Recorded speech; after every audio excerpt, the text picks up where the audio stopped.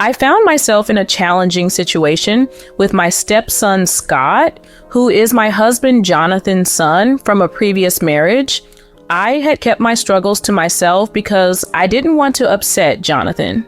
On a particular day, after returning to my hometown, Jonathan was unable to pick me up from the airport due to work commitments, so Scott came instead. However, his response to my gratitude was incredibly harsh.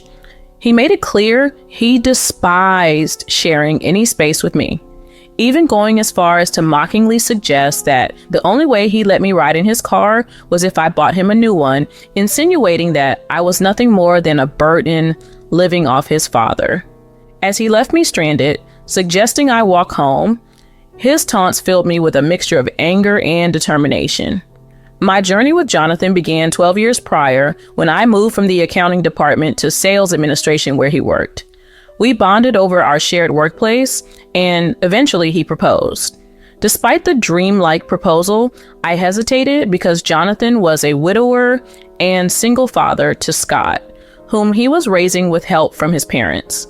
I made efforts to connect with Scott, hoping to bridge the gap between us with shared activities, despite his initial coldness. His acceptance of me as a new mom in his life was a turning point, and Jonathan and I married, hopeful for a harmonious life ahead. However, as time went on, challenges emerged. Jonathan asked if I could switch to part-time work to spend more evenings at home, as Scott had been feeling lonely and had even stopped attending school. We tried to understand and support Scott, hoping he'd return to school, and I adjusted my work schedule to accommodate his needs. But Scott's behavior towards me took a negative turn. He criticized the meals I prepared, demanding fresh meals, and dismissing my efforts to accommodate his requests. His demands were unrealistic, considering my work schedule and the time it took to commute. Despite these difficulties, I tried to meet his expectations, sacrificing my own needs in the hope of winning his approval. This journey has been one of trying to navigate the complex dynamics of a blended family, facing unexpected hostility, and striving to find a balance between supporting my stepson and maintaining my well-being. Scott's critiques were a constant presence in my life, challenging everything from the fluffiness of my fried rice to the efficiency of my household chores. He would compare my cooking unfavorably to that of professionals and not miss a beat to remind me that I was living off his father's earnings. Whenever I tried to explain my side, he accused me of making excuses, widening his smug smile as he did so. His complaints extended to every aspect of home maintenance, from a single hair left on the floor after vacuuming to a minor wrinkle in a shirt, always suggesting that I was not putting in enough effort. Despite his constant barrage of complaints, Scott never contributed to the household chores himself. Instead, he followed me around, critiquing my every move. Whenever I remained silent under his scrutiny, he would challenge me to complain to his father, knowing that his behavior changed drastically in front of Jonathan. Scott was a completely different person to Jonathan, hiding his mean-spirited and manipulative nature behind a facade of innocence.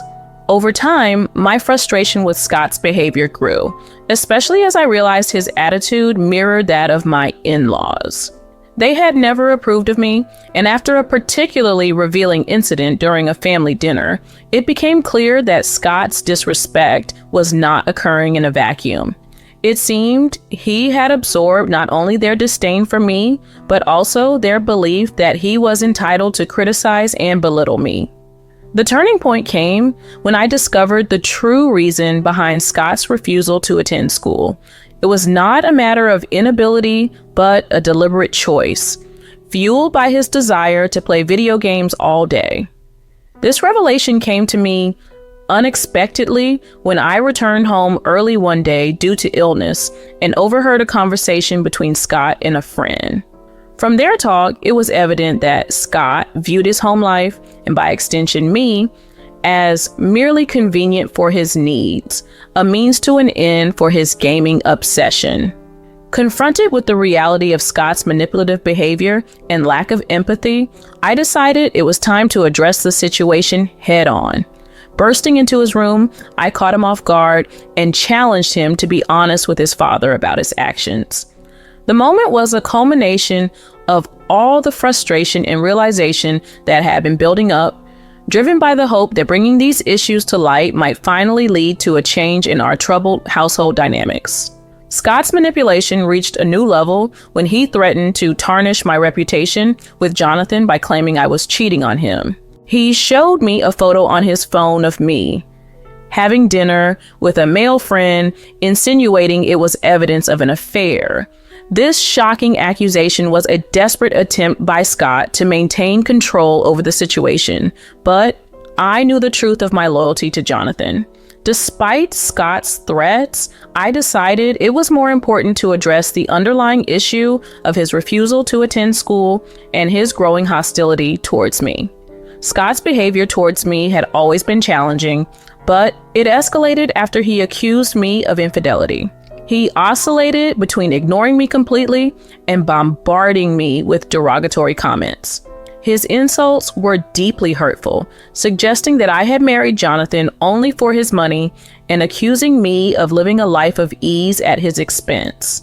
Scott's disdain seemed to solidify as he grew older, especially after we moved to a suburban house and he began attending an online high school, followed by sporadic part-time jobs instead of seeking steady employment.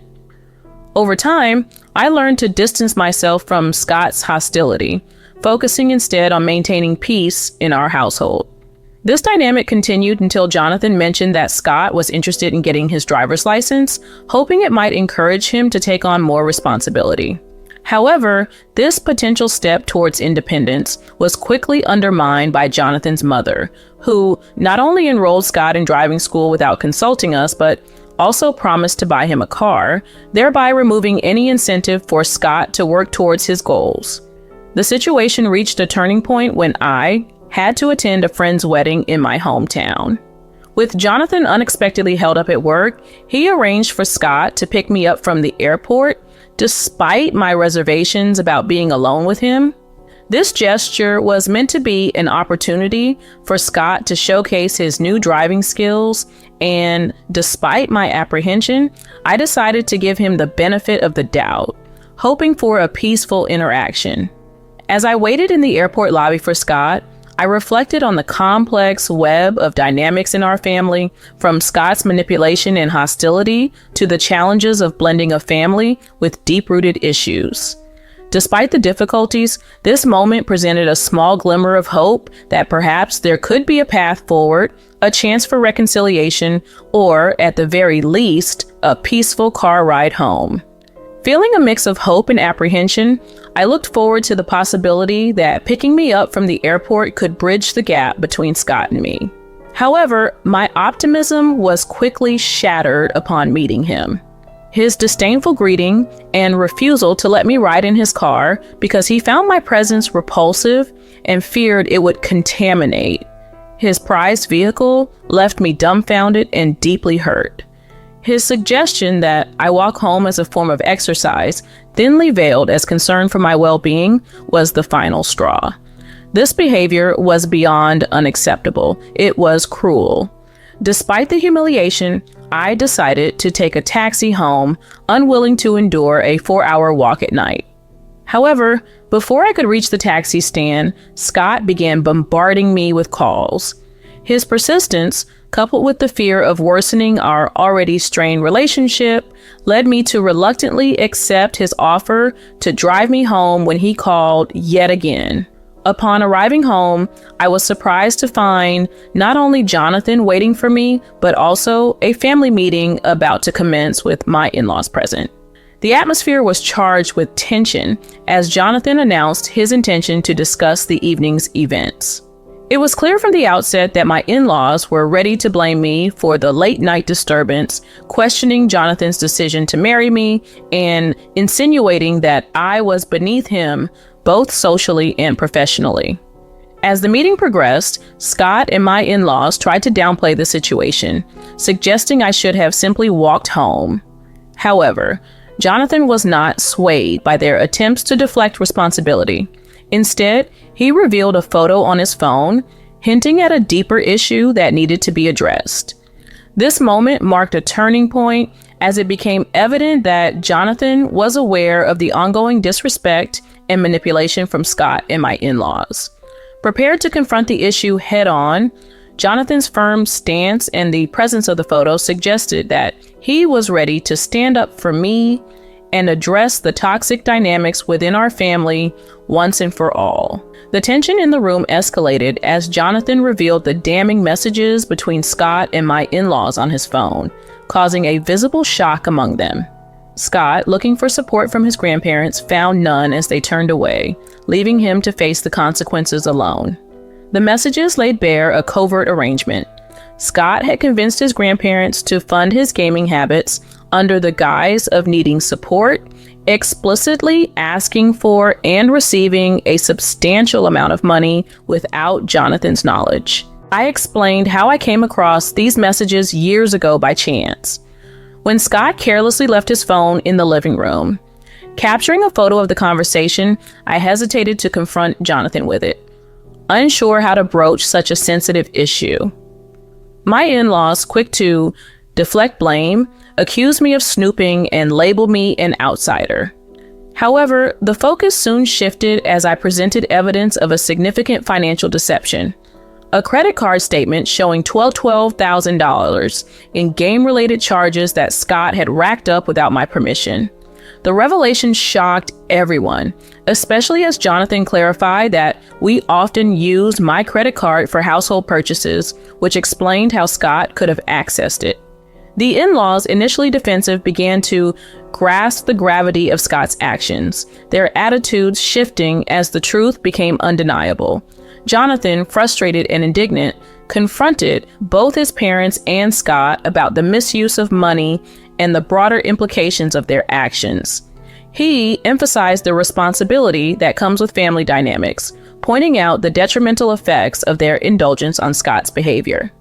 Despite this, my in-laws attempted to shift the blame onto me, accusing me of inadequate upbringing, which they argued had influenced Scott's behavior. This baseless accusation only added to the absurdity of the situation. Amidst the heated debate, Jonathan stood up for me, highlighting the sacrifices and adjustments I had made to become part of their family. His defense signaled a turning point in the conversation, showing his unwavering support and recognition of my efforts to navigate the complex dynamics of a family. As the argument continued, Scott, sensing an opportunity, attempted to manipulate the situation further by questioning Jonathan's trust in me, aiming to deflect attention from his misdeeds. However, Jonathan's firm stance and the undeniable evidence presented left little room for Scott's manipulations to take root. The confrontation laid bare the deep-seated issues within our family, challenging us to confront and address the toxic patterns of behavior and financial irresponsibility that had been allowed to persist for too long. In a tense and charged atmosphere, Scott attempted to discredit me by accusing me of infidelity, presenting his evidence with a triumphant air. His allegations stirred excitement among my in-laws, who quickly jumped on the bandwagon, urging Jonathan to find a more suitable wife. They accused me of being ungrateful for my place in their home and of acting dishonestly despite living off their son. Scott, feeding into this narrative, challenged his father's judgment, suggesting he choose a younger and more compliant partner next time. However, the mood shifted dramatically when Jonathan revealed the truth behind the photograph Scott had presented as evidence. The image was from an annual dinner with a longtime friend of mine and Jonathan's, a tradition that predates the accusations of infidelity. Jonathan's clarification, supported by evidence of a reservation for four, debunked Scott's claims and highlighted the baselessness of his accusations. Despite this revelation, Scott continued to criticize me, insisting I was financially dependent on their father and therefore had no right to any semblance of autonomy or respect within the household. This spurred further derogatory comments from my in-laws, who refused to acknowledge my contributions to the family. Jonathan, however, stood up for me, reminding Scott and the in-laws of the sacrifices I had made for the family, including switching to part-time work at Scott's request to be more present at home. He pointed out the irony of their accusations, considering my significant financial contribution to our living situation, a fact that had been kept secret at my behest to avoid making Scott uncomfortable. Revealing that it was I who had suggested and facilitated the move to a suburban house to provide a better environment for Scott, Jonathan highlighted my role in securing the family's comfort and well-being. This revelation stunned Scott and the in-laws, particularly when Jonathan emphasized that I had been contributing to the household expenses, questioning whether Scott had ever done the same since he began working. Faced with the truth about my contributions and the baseless nature of the accusations against me, the in-laws and Scott quickly changed their tune, dismissing the cheating allegations as a misunderstanding and expressing their newfound understanding of my role in purchasing the house. This sudden shift in attitude exposed the superficiality of their accusations and the depth of their misunderstanding of my commitment and contributions to the family. In a dramatic turn of events, Scott tried to mend fences by appealing to me with a smile, suggesting we put our past disagreements behind us and start afresh as a family.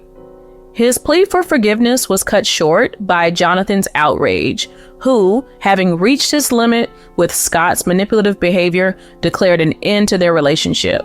Jonathan's firm stance shook both the in-laws and Scott. Marking a clear boundary, he refused to let them cross again.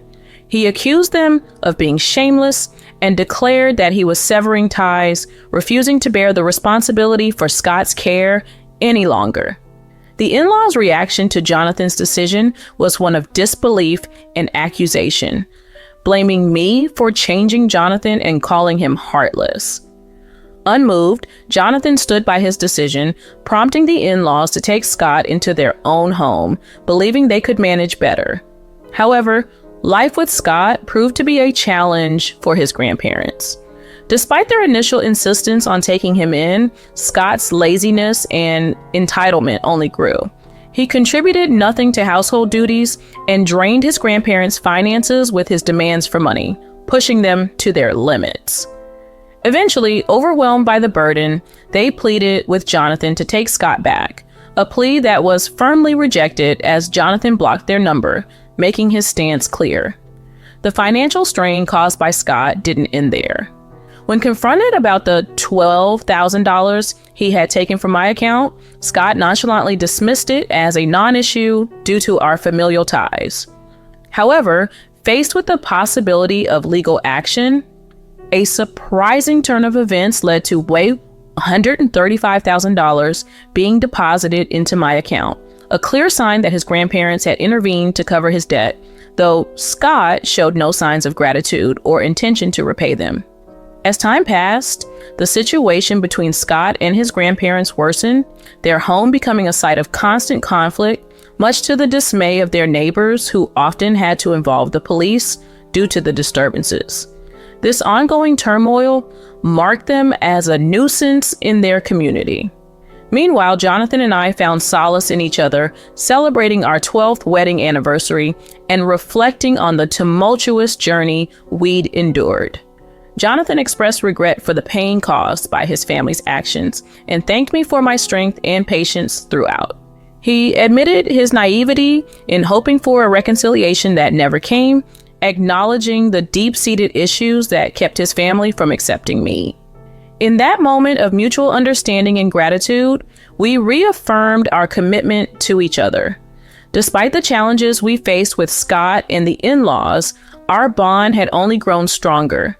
Jonathan's declaration of his unwavering support and prioritization of our relationship over his familial ties warmed my heart, reinforcing my resolve to stand by him.